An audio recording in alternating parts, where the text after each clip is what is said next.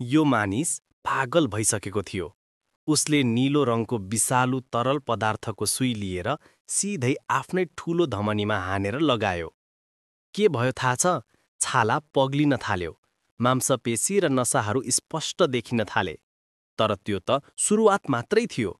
थोरैमै उसको सारा मांसपेशी हरायो र ऊ सेतो हड्डी मात्र भएको कङ्काल बन्यो।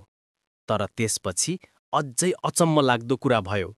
उसका हड्डीहरू पारदर्शी हुँदै गए र अन्त्यमा त पुरा शरीर नै हरायो। Bio quantum phase shift occurred at 1826। त्यो प्रयोगशालामा मानिसलाई पारदर्शी बनाउने खतरनाक प्रयोग भइरहेको थियो र त्यो प्रयोगको पहिलो सफल नमुना आवेई। अब आवेईलाई देख्न सकिँदैनथ्यो, तर ऊ अझै ठोस शरीर भएको जीव थियो। उनी मात्र थर्मल क्यामेराबाट देखिन्थे। त्यस्तो शक्तिशाली अदृश्य क्षमता पाएपछि आवेको मनमा गलत सोच पलायो।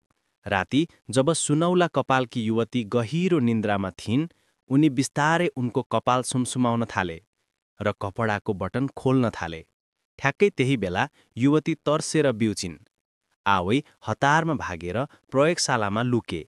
भोलिपल्ट युवतीले सोधिन्, तिमी गैराती प्रयोगशाला बाहिर गयौ?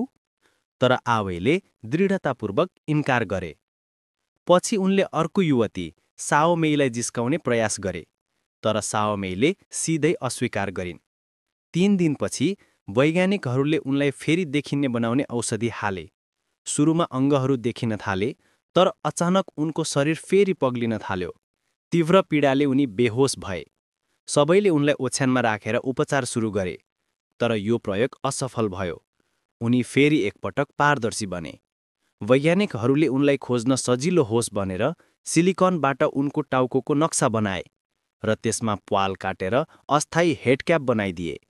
तर 10औं दिन बितिसक्दा पनि उनीहरूलाई पुनःस्थापना गर्ने उपाय भेटिएन।